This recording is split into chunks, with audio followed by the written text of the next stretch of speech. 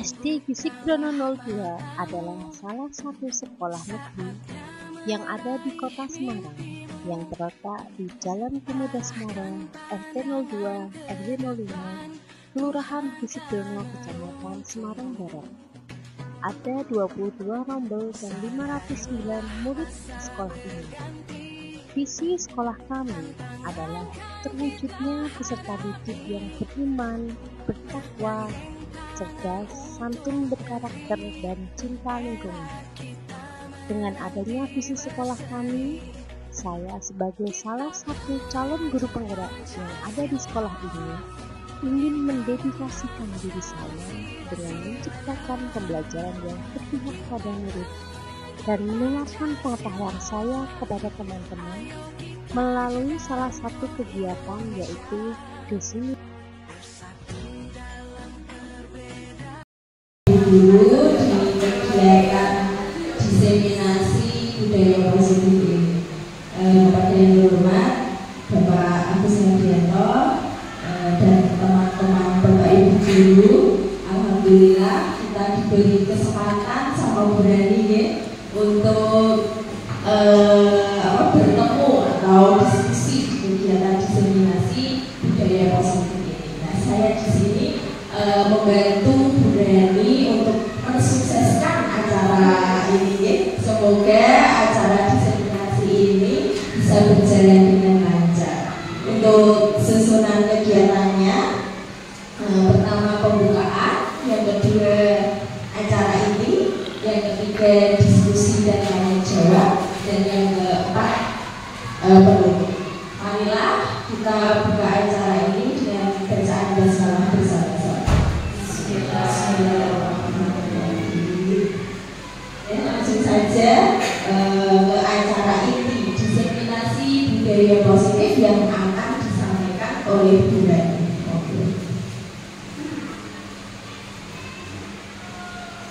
Terima kasih Bapak Ibu atas waktunya. Selamat siang semuanya. Yang saya hormati Bapak Agus sebagai kepala sekolah dan ibu-ibu, bapak-bapak yang datang dan cantik-cantik yang pastinya super hebat ya. Sehat semuanya Bapak Ibu. Hari ini sehat luar biasa. Oke, boleh ya dulu dong. Ya SD Negeri Gisikrono 02.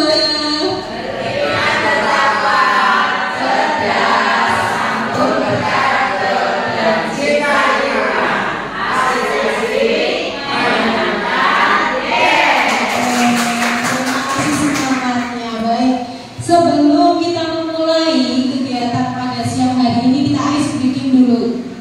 Kalau saya meminta Bapak Ibu untuk berhadapan-hadapan, kira-kira pas atau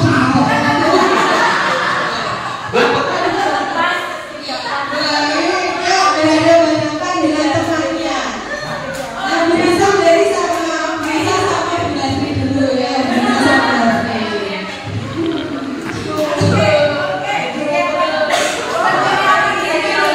Boleh duduk, boleh berdiri, sama dengannya. Ini simpel sekali. Simpel sekali. Baik Bapak Ibu. Bapak Ibu sekarang tatap wajah teman atau wajah temannya yang cantik atau ganteng. Ditatap dulu. Sudah ditatap wajah temannya.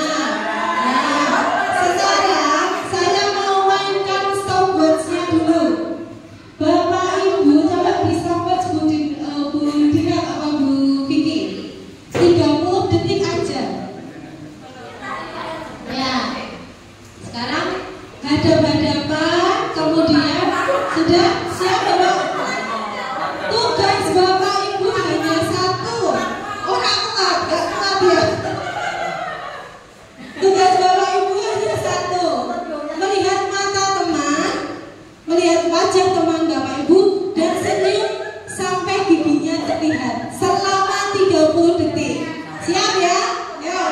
Sekarang senyum, ya senyum. Dilihat. Ya benar-benar. Senyum.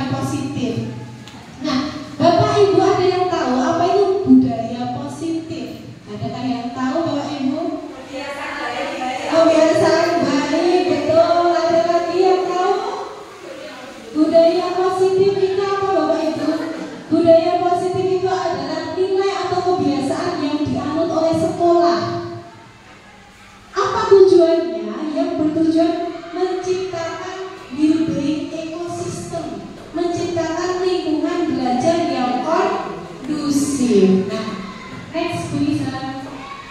Nah, Bapak Ibu, seorang guru yang baik itu harus memiliki kemampuan dalam mewujudkan budaya positif di sekolah. Budaya positif tersebut dapat dijalankan dengan menerapkan konsep-konsep inti. Nah, konsep inti ini yang meliputi ada perubahan paradigma belajar, kemudian disiplin positif, motivasi perilaku manusia, posisi kontrol restitusi, keyakinan sekolah atau kelas, dan segitiga restitusi. Inilah yang akan kita bahas bersama, yang akan kita gali bersama dalam kegiatan budaya positif pada siang hari ini. Nah, perubahan paradigma belajar. Menurut filosofi Ki Hajar Dewantara, guru itu diibaratkan sebagai seorang petani. Dalam pandangannya, murid itu dianggap sebagai benih tanaman, seperti tanaman padi, tanaman jagung, atau kacang. Seorang petani itu hanya dapat menuntun tumbuhnya tanaman dengan cara memberikan pupuk, menyuburkan tanah, dan membasmi hama. Tetapi petani itu tidak bisa mengubah kodrat tanaman tersebut. Misal petani menanam tanaman jagung, nanti ketika tumbuh besar menjadi jagung apa menjadi padi, Bapak Ibu? Ya, tetap jagung. Jadi petani itu tidak bisa mengubah kodratnya. Seperti halnya dengan kita sebagai seorang guru, kita itu menuntun murid agar tumbuh sesuai kodratnya, sesuai minat, sesuai bakatnya, dan kita memahami perbedaan karakter setiap anak masing-masing melalui metode pembelajaran kita. Nah, Bapak Ibu, lanjut. Kegiatan menumbuhkan karakter, bakat, dan minat itu sudah kita laksanakan di sekolah kita. Antara lain kegiatan apa saja? Ada kegiatan P5, kemudian menumbuhkan rasa nasionalis melalui kegiatan upacara bendera, kemudian kegiatan 6S, saling senyum, salam, sapa, sopan santun. Kemudian kita ada kegiatan ajang kreativitas dan pramuka untuk melatih kemandirian. Nah, disiplin. Kita akan yang pertama belajar tentang disiplin.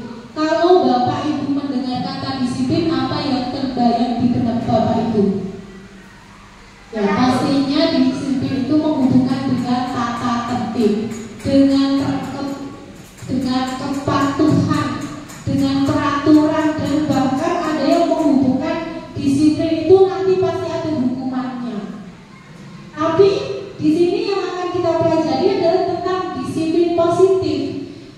Ketika kita menerapkan disiplin positif, kita tidak harus dengan memberi hukuman kepada siswa kita.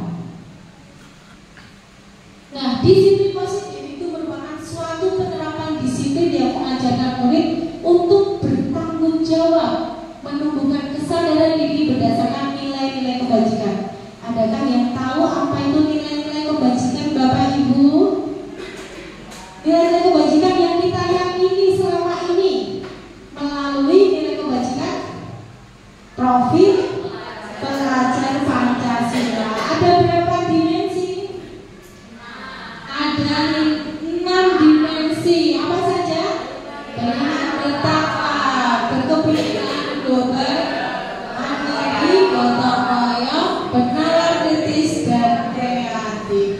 Ini adalah nilai-nilai dari profil nilai kebajikan profil pelajar Pancasila yang selama ini kita jadikan pedoman, kita jadikan patokan untuk kegiatan kita.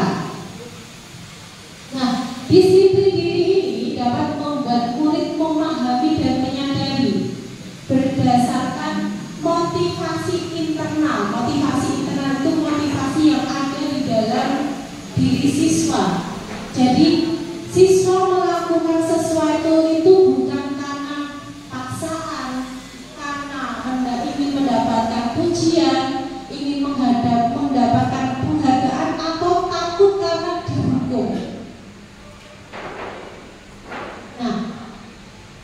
Motivasi perilaku manusia. Nah, Bapak Ibu kalau mendengar kata motivasi, coba apa kira-kira motivasi Bapak Ibu menjadi seorang ASN, Bapak Ibu?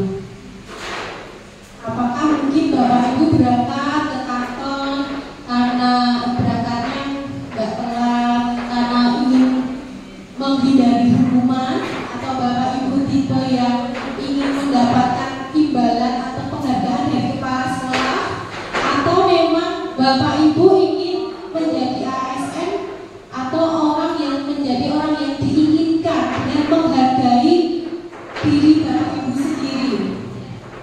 Ya, yang ketiga, jika Bapak Ibu meyakini atau meyakini motivasi dari poin 1 dan 2, ini berarti Bapak Ibu selama ini melakukan kegiatan Bapak Ibu itu karena motivasi eksternal, karena ada hukuman, karena ada ingin mendapatkan imbalan atau penghargaan. Namun di poin yang ketiga ini adalah motivasi internal, karena Bapak Ibu cinta terhadap diri Bapak Ibu sendiri, ingin menghargai diri Bapak Ibu sendiri. Nah, seperti halnya murid kita, jika melakukan sesuatu yang dikarenakan, misal saya nggak mau Kak, saya mau berangkat gaji biar saya nggak dapat hukuman. Nah, murid kemudian diminta oleh Bapak Ibu guru melakukan sesuatu karena ada penghargaan atau imbalannya. Ini adalah contoh dari motivasi eksternal, bukan karena dari dorongan hati dia sendiri. Nah, sekarang saya akan menghubungkan antara motivasi eksternal dan motivasi internal dengan hukuman, konsekuensi, dan restitusi. Apabila seseorang melakukan sesuatu itu karena adanya motivasi eksternal, itu berarti mereka itu takut akan hukuman dan konsekuensi. Tetapi jika mereka atau para murid itu melakukan sesuatu karena dorongan dari dirinya sendiri, itu artinya mereka memang mempunyai keinginan untuk bangkit sendiri dan maju. Nah, Bapak Ibu, antara hukuman, konsekuensi, dan restitusi itu adalah sesuatu yang berbeda. Ketika kita memberikan hukuman itu apa sih Bapak Ibu? Hukuman itu pasti sesuatu yang menyakitkan. Kemudian pastinya kalau kita memberi hukuman kepada siswa, siswanya nyaman apa tidak? Tidak nyaman. Biasanya hukuman itu peraturannya ini, kamu harus seperti ini. Itu adalah contoh hukuman. Berbeda dengan konsekuensi dan restitusi. Kalau konsekuensi itu anak tahu ada sesuatu yang kamu lakukan, jika kamu melanggar, kamu akan tahu apa konsekuensinya. Jadi kalau konsekuensi itu ada kesepakatan antara guru dengan murid.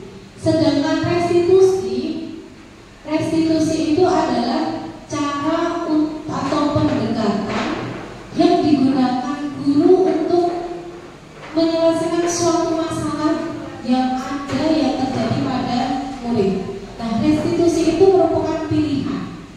Restitusi itu bisa menguatkan untuk murid dalam jangka waktu yang panjang. Perbedaannya, kalau hukuman itu kita akan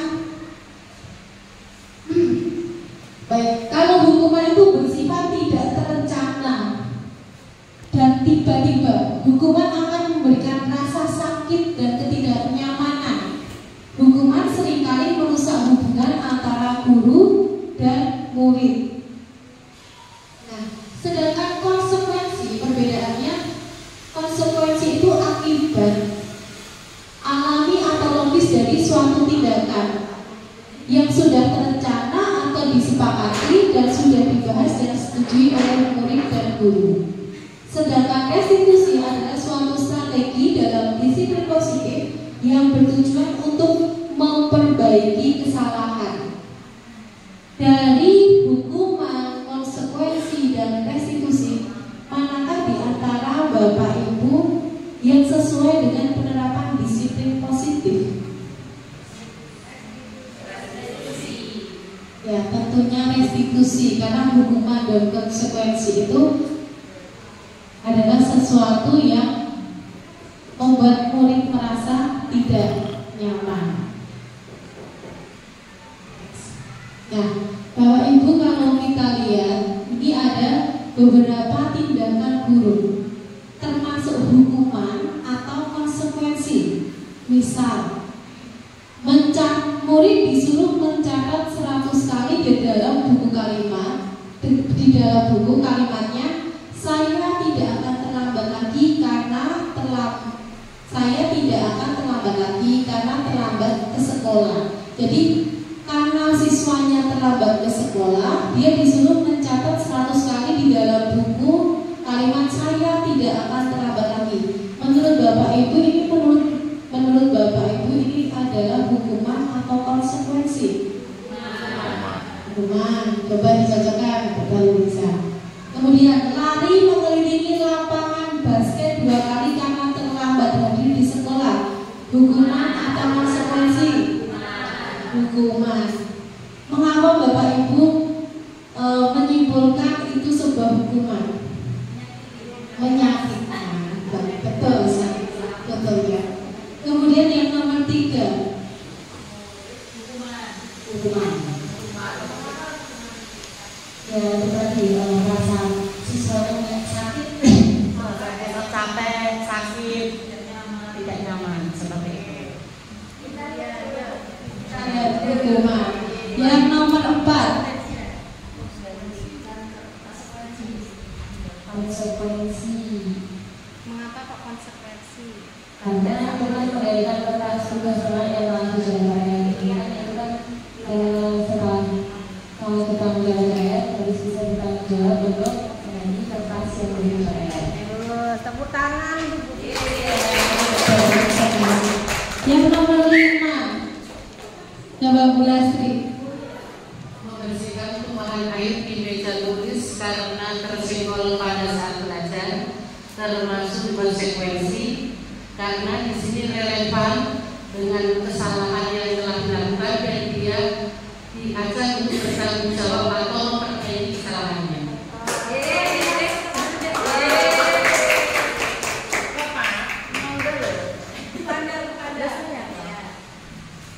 Meminta murid tidak mengenakan sepatu seharian di sekolah karena tidak mengenakan sepatu hitam.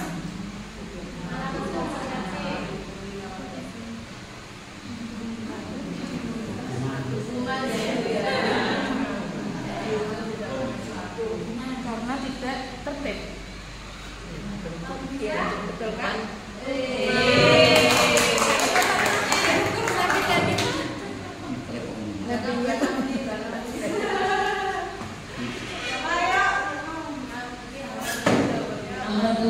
Lari mengelilingi lapangan basket 3 kali karena terlambat 10 menit untuk pelajaran PJK, termasuk hukuman.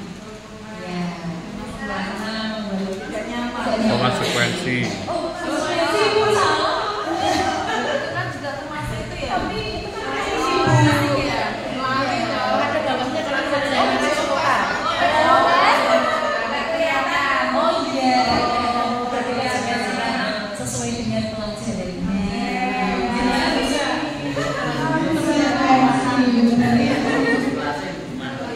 Ya, kalau di kelas sekarang kita belajar tentang ini ada seorang tokoh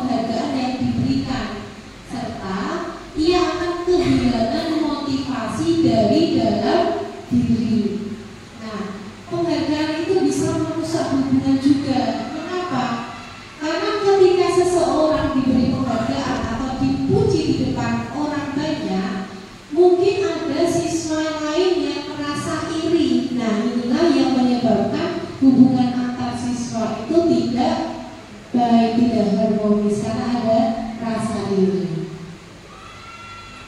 Selanjutnya, nah, berhubungan dengan hukuman, dengan konsekuensi, ini hubungannya dengan kebutuhan dasar manusia. Berdasarkan penelitian tentang teori kontrol, semua perilaku manusia itu pasti memiliki tujuan.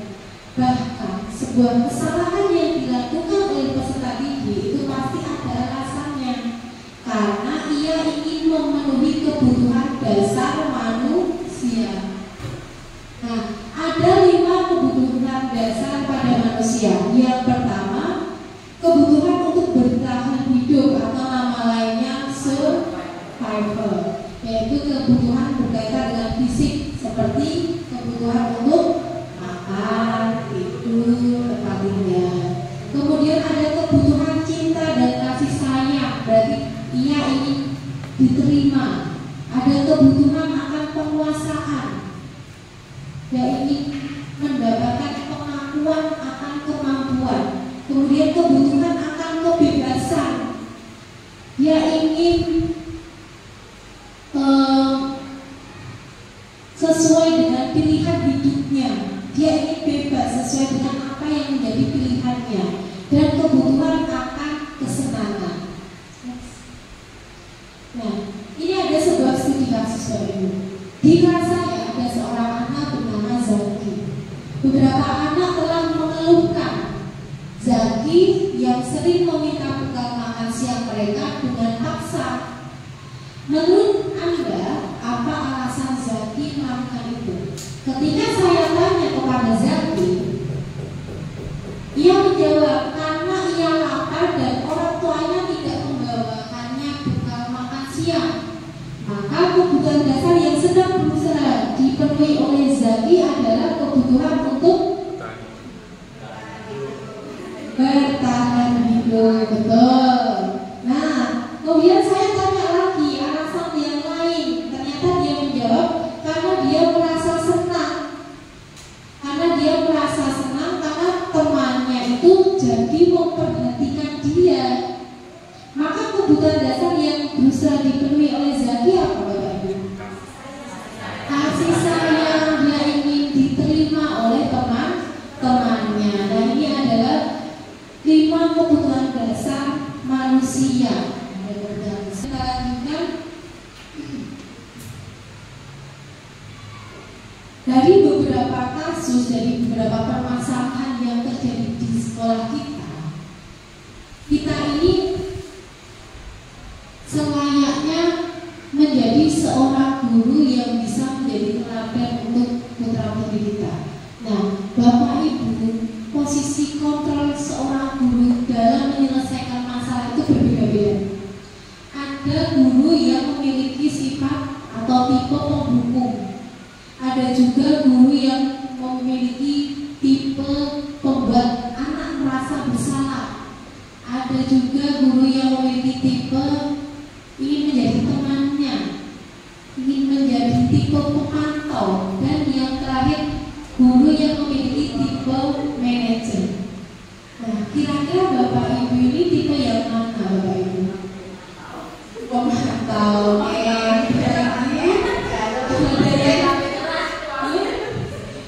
tergantung situasi dan kondisinya. Baik. Nah ini, ayo kita lihat Bapak Ibu. Posisi kita itu yang mana sih? Ketika kita menjadi seorang guru dengan tipe penghukum, kita ini adalah seorang guru yang suka menghadik, menunjuk-nunjuk, bahkan menyakiti hati murid kita. Anak-anak, kalau kamu tidak mau, tidak melakukan ini, saya akan begini. Ini adalah contoh dari tipe penghukum. Kalau kamu tidak melakukan ini, tahu rasa ya kamu. Nah, ini tipe apa? Penghukum. Kemudian ada juga tipe pembuat orang merasa bersalah. Gurunya sukanya berceramah menunjukkan kekecewaan yang mendalam. Kamu itu loh sudah mengecewakan ibu begitu dalam. Kira-kira kalau anak diberi kalimat seperti itu sedih tidak Bapak Ibu? Sedih ya. Kemudian, nah ini identitas guru yang berhasil atau sukses itu dia bisa menempatkan dirinya sebagai teman. Karena guru yang menempatkan dirinya sebagai teman itu akan membuatkan alasan-alasan untuk murid-muridnya. Tetapi perlu Bapak Ibu ketahui, kita sebagai guru itu juga ada batasan-batasannya. Meskipun kita mau memberikan beberapa alasan untuk murid-murid kita supaya untuk menutupi kesalahan-kesalahannya, tapi kita memang harus menumbuhkan rasa percaya diri lagi kepada murid apabila dia melakukan kesalahan. Nah, lakukan untuk Bapak Ibu ya sudah, nanti Bapak Ibu bantu bereskan. Dia berusaha untuk menjadi temannya. Kemudian ada juga guru yang memilih menjadi tipe sebagai seorang pemantau. Nah, dia menghitung dan mengukur, memantau saja bagaimana murid-muridnya dalam melakukan kesalahan. Anak-anak, apa sih peraturannya? Apa konsekuensinya? Apa sanksinya jika kalian melakukan kesalahan? Dan yang terakhir ini adalah tipe menjadi manajer. Tipe manajer ini adalah tipe yang menduduki tahta yang paling tinggi. Karena seorang manajer itu di sini dia akan mengajukan pertanyaan-pertanyaan yang dapat menggali kesalahan yang dibuat oleh peserta didik kita dan mencari solusi dari permasalahan yang ia buat. Biasanya tipe seorang manajer itu akan mengatakan apa yang kalian yakini, apa kamu meyakini hal tersebut. Kalau kamu meyakininya, maukah kamu memperbaikinya? Nah, posisi kontrol seorang guru yang paling baik itu ketika kita menjadi seorang manajer. Guru berbuat sesuatu bersama murid. Jadi seorang manajer itu mempersilahkan murid mempertanggungjawabkan perilakunya dan mendukung murid agar dapat menemukan solusi atas permasalahannya sendiri. Nah, posisi manajer ini mengacu pada institusi yang dapat menjadikan murid sebagai manajer bagi dirinya sendiri, sehingga terciptalah identitas positif atau berhasil dari diri murid.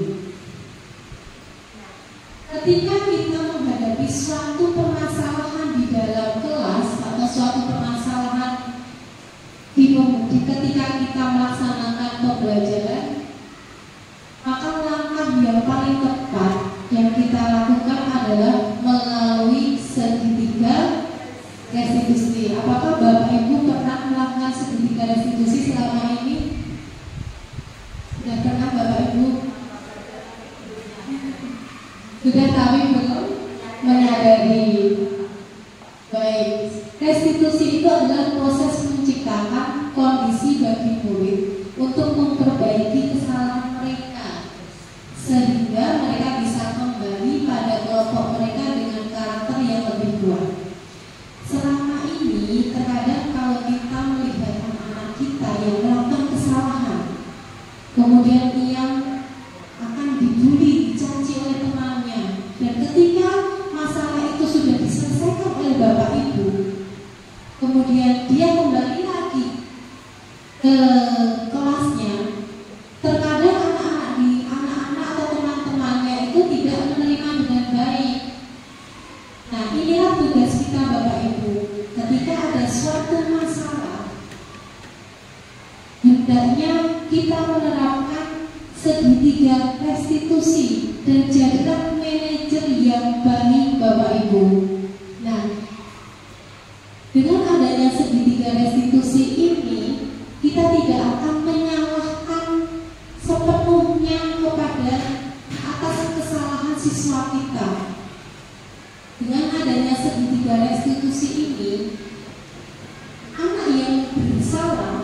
dia akan mengakui kesalahannya. Dan segitiga restitusi ini tentunya ada beberapa tahapan. Yang pertama, menstabilkan identitas. Yang kedua, menanyakan keyakinan. Yang ketiga, validasi tindakan yang salah. Yang pertama itu menstabilkan identitas. Yang kedua, validasi tindakan yang salah. Dan yang keempat, menanyakan keyakinan pada siswa. Menstabilkan identitas itu kalau Bapak Ibu bisa tanya kepada siswanya, coba anak-anak kalian ceritakan apa yang sudah terjadi. Ketika siswa itu bercerita tentang kesalahannya dan ia mau mengakui kesalahannya, maka kita tidak boleh serta-merta untuk menyalahkan, tapi kita bisa memberikan penguatan dengan cara berbuat salah itu adalah hal yang manusiawi. Setiap orang pasti pernah melakukan kesalahan. Kemudian validasi tindakan yang salah. Setiap anak yang melakukan kesalahan itu pasti ada alasannya. Nah, kamu pasti tahu mengapa kamu sampai melakukan hal seperti itu. Dari validasi tindakan yang salah ini kita hubungkan dengan keyakinan kelas. Keyakinan kelas apa yang sudah kita sepakati? Nah, kamu ingin menjadi orang yang seperti apa? Ini adalah langkah-langkah dari segitiga restitusi. Nah, penerapan segitiga restitusi di kelas yang sudah pernah saya lakukan itu ada suatu masalah ketika kita sudah melakukan kegiatan literasi pagi. Ada 2 murid saya yang jajan di kantin sebelum waktunya istirahat. Jadi pagi itu kita melakukan kegiatan literasi. Setelah kegiatan literasi anak-anak masuk di dalam kelas. Nah, bu guru belum datang, tapi anak itu malah jajan di kantin sebelum waktu istirahat. Ada 2 anak namanya Neval dan Ega.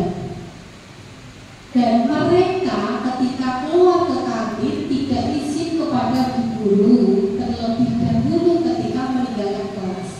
Nah, untuk menyelesaikan masalah ini saya menggunakan segitiga restitusi dalam menyelesaikan masalah.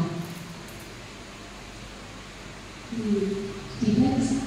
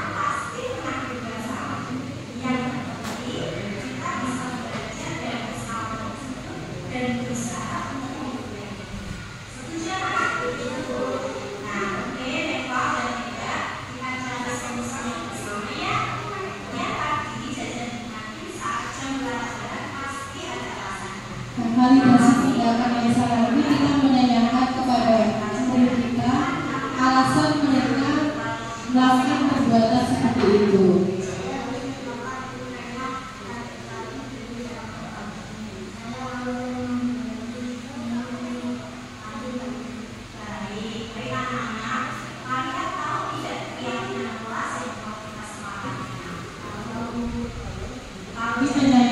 Menanyakan keyakinan keras yang telah disepakati bersama.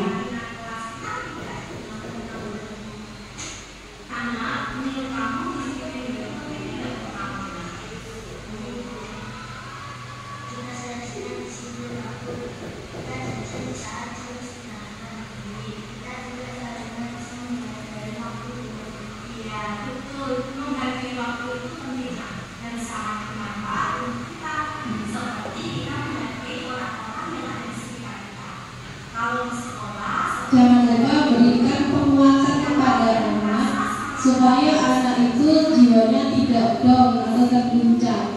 Kita berikan motivasi kepada anak meskipun ia sudah melakukan kesalahan.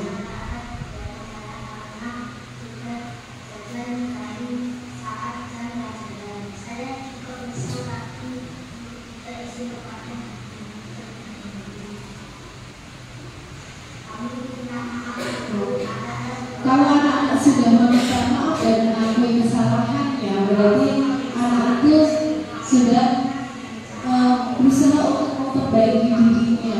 Dan semoga dengan adanya kegiatan ini, dengan menerapkan segitiga restitusi ini, diharapkan nantinya anak-anak tidak mengulangi kesalahan yang sama. Bapak Ibu, ini saya ada suatu kasus tentang penerapan segitiga restitusi yang akan disimulasikan oleh Bu Yuni dan Bu Didi. Monggo Bu Yuni dan Bu Didi. Ya, saya bacakan sini maju dulu. Ini ada sebuah kasus. Ada seorang anak yang bernama Ciko. Nah, Ciko ini diganti Cika. Ciki apa Cika apa Ciko? Dan pergi ke kantin untuk jajan. Karena dia merasa sudah bosan. Kenapa piketnya nggak selesai? Akhirnya dia jajan di kantin, padahal di situ piketnya belum selesai, ruangannya masih belum rapi, masih belum bersih. Nah, ini ada seorang murid bernama Cika dan Bu Guru bernama Bu Yuni akan menerapkan segitiga restitusi untuk menyelesaikan masalah ini.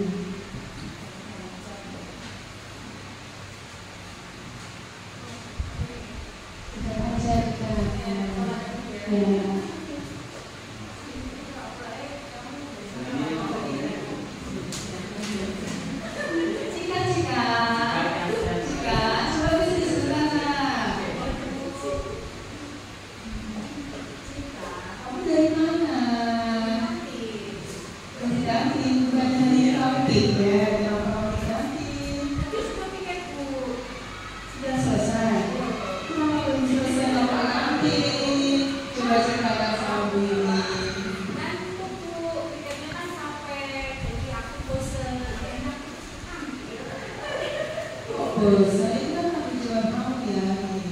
Kalau jika menurut kamu itu perbuatan yang kamu lakukan itu salah apa tidak ya? Baik, kalau kamu mengakui kesalahan kamu, berarti dalam maksud kamu berbuat salah itu adalah hal yang manusiawi. Setiap orang pasti pernah berbuat salah. Itu pernah berbuat salah. Apa sih alasan kamu melakukan ini? Kamu tiket belum selesai, kamu malah ke kantin jajan, sedangkan kamu belum selesai maksudnya, tapi kamu tidak jajan di kantin. Alasan kamu apa? Kalau pikir itu aku merasa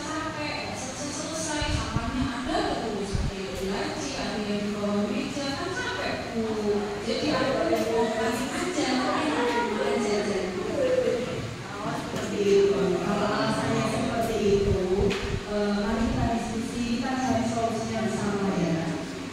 Kita kan punya keyakinan kelas, jadi kita bersama-sama ya.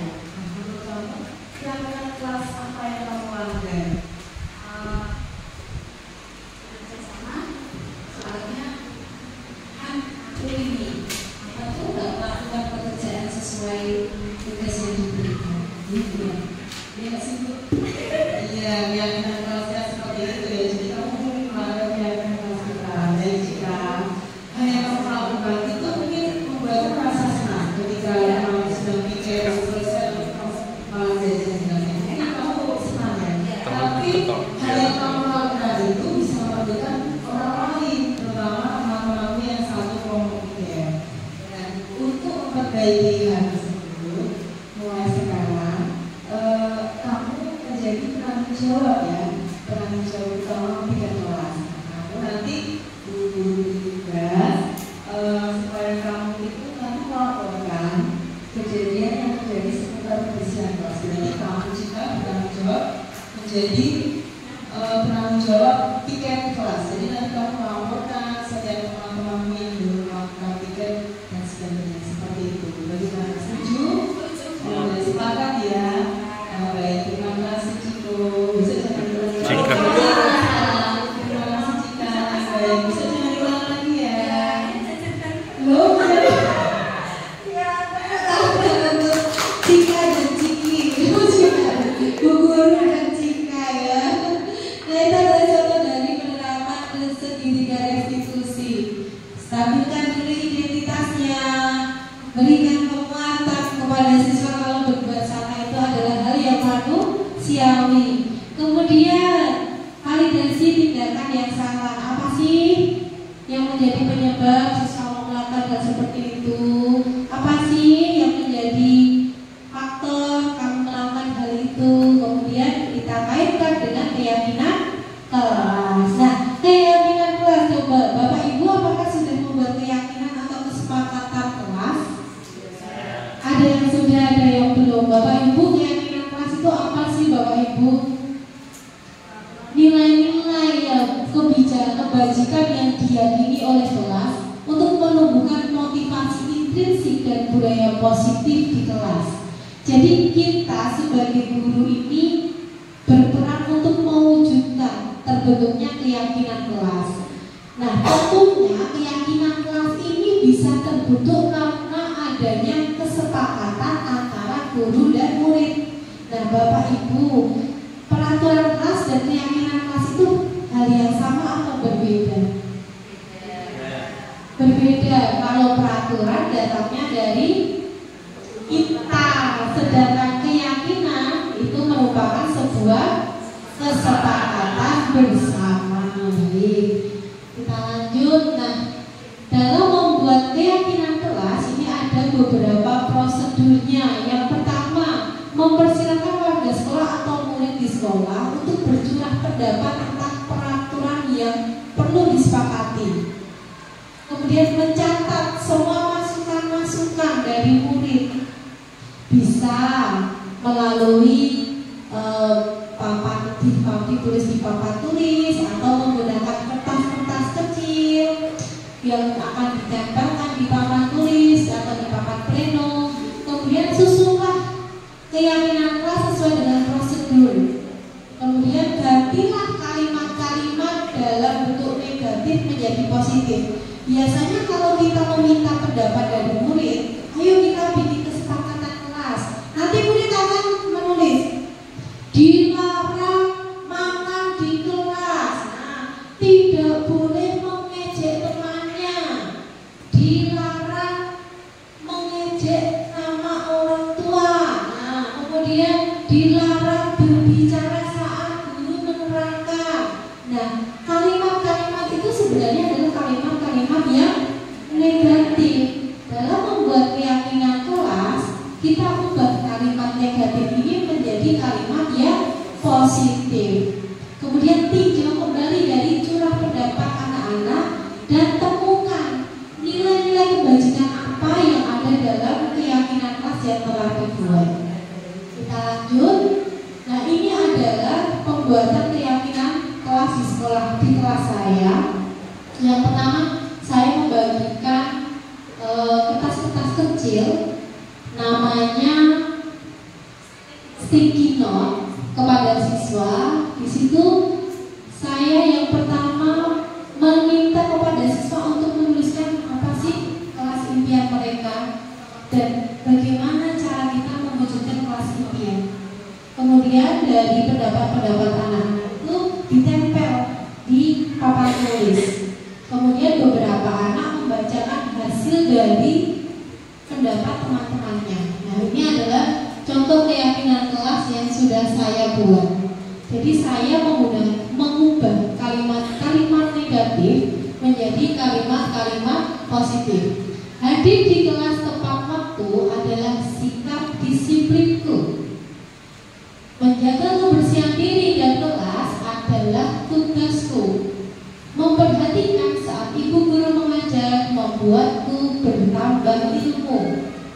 Saya makan dan jajan di kantin saat istirahat. Ini adalah contoh-contoh keyakinan kelas yang menggunakan kalimat-kalimat positif, termasuk bermain bolaku pada saat olahraga di lapangan.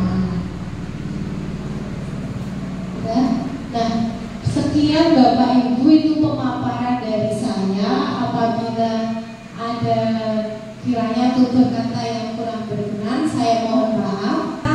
Ada sesi tanya jawab terlebih dahulu. Mungkin ada Bapak Ibu yang ingin memberikan tanggapan positif, atau ada yang ingin bertanya atau berdiskusi bersama Bapak Ibu. Saya berikan waktu. Monggo. Monggo Bapak Ibu yang mau memberikan tanggapan positifnya, Ibu Rani, atau barangkali ada yang belum paham bisa ditanyakan ya Bu Rani ya, atau ditutup saja. Oh iya, monggo. Saya tanyakan dan mudah-mudahan mendapatkan jawaban ataupun pendapat dari rekan-rekan yang lain. Tadi disampaikan bahwa penghargaan sebenarnya adalah sama dengan bentuk hukuman. Nah, kita mengajar di SD itu anak-anak usia di bawah 12 tahun semuanya. Jadi bagaimana kita sebagai seorang guru dapat bisa menumbuhkan motivasi siswa yang keluar dari dirinya sendiri tanpa kita mengiming-imingi dengan penghargaan. Apalagi hal ini selama ini kita sudah bertahun-tahun selalu memberikan atau menghargai prestasi baik seseorang atau siswa kita dalam bentuk pin penghargaan. Nah, bagaimana kita bisa mengubah kebiasaan itu dengan menghilangkan penghargaan, tetapi budaya positif baik anak-anak untuk berpendapat, untuk berbuat baik, untuk berprestasi itu tetap muncul dalam dirinya. Terima kasih.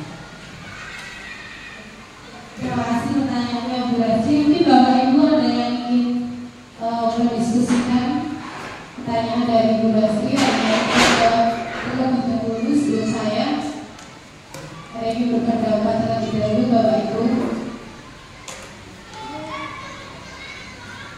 Oke, kalau tidak ada, jadi ada sebenarnya begini Bapak Ibu, untuk menumbuhkan motivasi internal tanpa memberikan penghargaan itu kita bisa melakukannya Bapak Ibu. Tidak selalu kita harus memberikan iming-iming penghargaan kepada siswa sehingga siswa itu mau berbuat sesuatu. Nah, sebenarnya banyak sekali cara-cara yang bisa kita lakukan. Yang pertama, ciptakan lingkungan belajar yang menyenangkan dan menantang. Nah, lingkungan belajar yang menyenangkan dan menantang ini tentunya mengandilkan, tentunya kita yang ambil di dalamnya sebagai seorang guru. Gunakan variasi metode pembelajaran. Jadi jangan hanya kita terpaku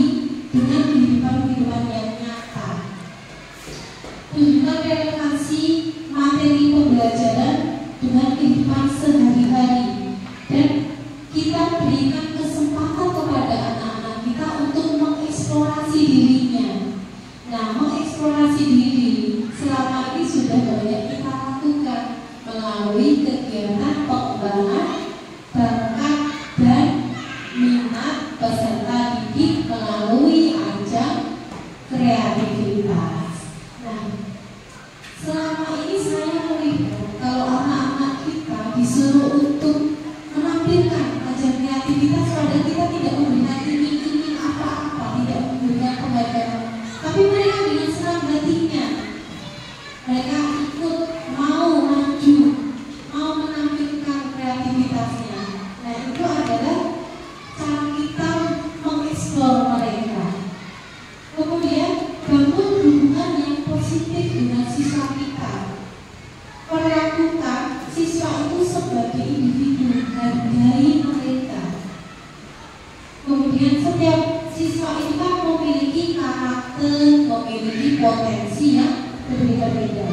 Kenali mereka secara pribadi dan berikan perhatian yang tulus pada mereka. Kemudian jadikan pendengar yang baik ketika mereka akan mencurahkan perasaannya. Berikan umpan balik yang konstruktif ketika mereka ingin mendapatkan sebuah pengakuan, sebuah kasih sayang dari kita. Dengan kita memberikan kasih sayang kepada mereka dengan tulus, maka motivasi internal ini akan tumbuh pada diri mereka tanpa kita harus memberikan sebuah iming-iming berupa hadiah. Kemudian kita fokus pada proses anak, bukan hasil. Nah, kita boleh memberikan apresiasi Bapak Ibu, apresiasi atau pujian ketika anak melakukan suatu usaha yang baik. Apresiasi itu diperlukan untuk siswa supaya mereka itu terpacu untuk melakukan hal-hal baik yang lainnya lagi. Jadi selain itu kita selalu melibatkan peserta didik kita dalam proses penilaian. Apa sih maunya mereka, kita turuti sehingga mereka ini dapat melakukan serangkaian kegiatan pembelajaran kita ini dengan senang hati. Kemudian kembangkan rasa kompetensi di dalam kelas. Dengan adanya rasa kompetensi ini, maka adrenalin siswa di saat pembelajaran akan terpacu, sehingga tanpa adanya suatu penghargaan, tanpa adanya hadiah, mereka akan dengan senang hati untuk berpendapat, untuk maju, untuk menjadi pribadi yang lebih baik, sehingga bakat dan minat pada siswa itu akan muncul dengan sendirinya tanpa ada paksaan dari pihak-pihak lain atau tanpa ada motivasi eksternal. Dan selain itu, saya juga kalau bisa kita juga melibatkan orang tua dalam hal ini, karena kita sebagai guru itu mengawasi di sekolah, sedangkan orang tua itu waktunya yang lebih banyak. Ketika ada sesuatu yang sekiranya menjadi penghambat anak untuk belajar, maka tugas kita adalah melibatkan orang tua, berkolaborasi dengan orang tua supaya anak itu terbangun motivasi internal dalam diri untuk belajar menjadi siswa yang lebih baik, sehingga bakat dan minat peserta didik pun akan terwujud.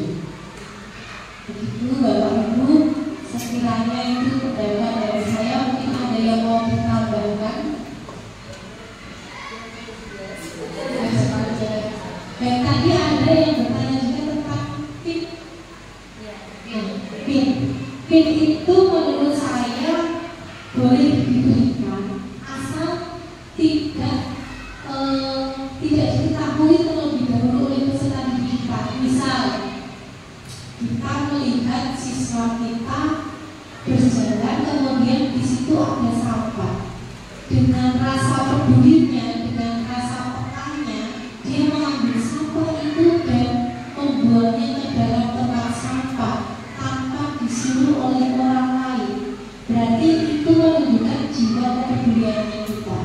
Nah, apabila sesuatu itu dilakukan secara berulang-ulang, bolehkah kita memberikan PIN kepada anak-anak kita? Boleh, karena kita tidak menunjukkan PIN-nya itu terlebih dahulu. Kita tidak memberitahu anak-anak kalau anak-anak yang rajin nanti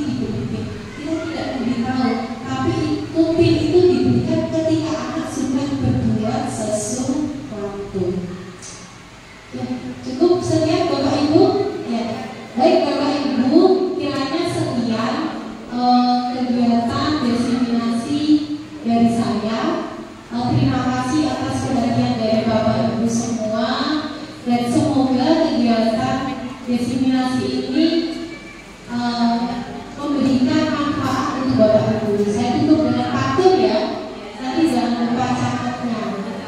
Biru laut seperti kolam, ikan paus pandai menyelam. Dari lubuk hati yang paling dalam, saya tutup presentasi dengan salam. Wassalamualaikum warahmatullahi wabarakatuh.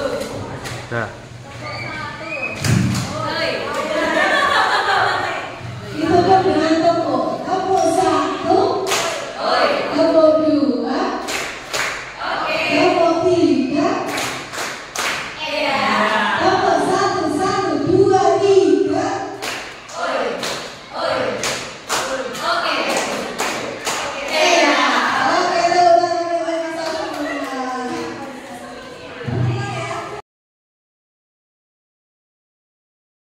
Anak-anakku semuanya. Bagaimana kabarnya hari ini? Baik, alhamdulillah sehat semua ya anak-anak semua. Nah, pada kesempatan hari ini kita akan membuat sebuah kesepakatan kelas. Kesepakatan kelas itu adalah hal-hal baik apa atau aturan apa saja yang kita inginkan supaya kelas kita ini menjadi kelas yang kita impikan, kelas yang hebat, kelas yang indah. Nah, sebelumnya Gani ingin tahu terlebih dahulu apa harapanmu, your heart, apa yang kamu inginkan, kelas impian seperti apa yang kalian inginkan anak-anak. Nah, nanti kamu bisa menuliskan kelas impianmu di sini, di sticky note yang akan Gani bagikan. Tuliskan kelas impian kalian.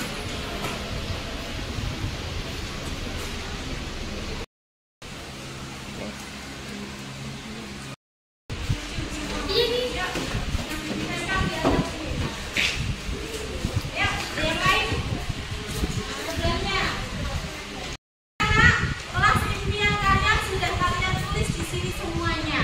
Nah, Gani minta tolong siapa yang mau maju untuk membacakan kelas-kelas impian hasil dari keinginan dari teman-temanmu. Siapa yang mau maju?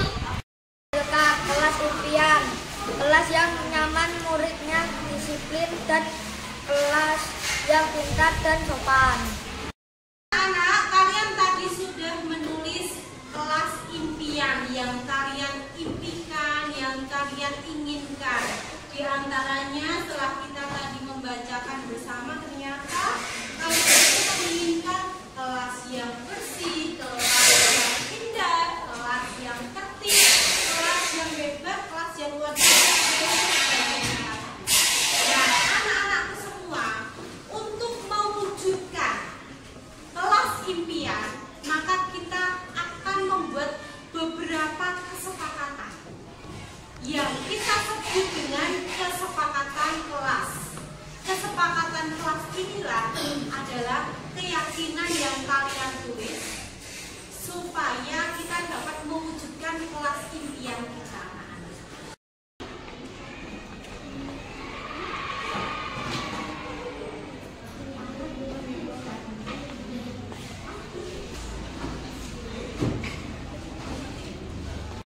Kelas yang sudah kalian buat, silakan kalian tempelkan di papan yang sudah disediakan. Yuk, silakan maju untuk menempelkan hasil yang kamu tuliskan.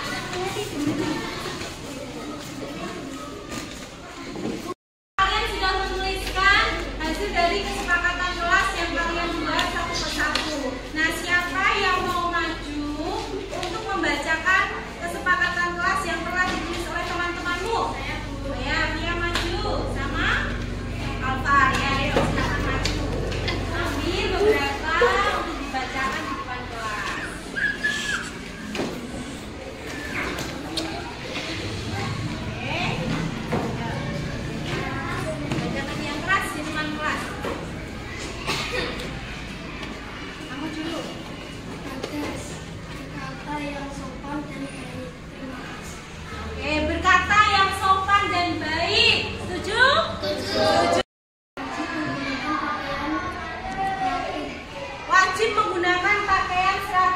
rapi, setuju? Oke, yang kedua, ayo. Membuang sampah di tempatnya dan jangan berkata kasar. Berkata yang baik. Membuang sampah pada tempatnya, berkata yang sopan dan baik, setuju? Satu, menghargai bapak dan ibu guru. Dua, Menghargai bapak dan ibu guru, setuju anak-anak? Setuju. Baik, kalau sudah ditempel di situ untuk berani centang ya. Ya, yang sudah mana? Nah, yang sudah ditempelkan di sini lagi. Ini berkata, ayo lanjut. Baca aja di sini. Sandra, berbicara kata yang sopan kepada orang tua. Berbicara dengan kata yang sopan kepada orang yang lebih tua, setuju apa tidak?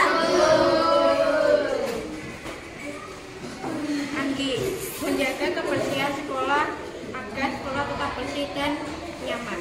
Menjaga kebersihan sekolah agar sekolah tetap bersih dan nyaman, setuju apa tidak? Setuju.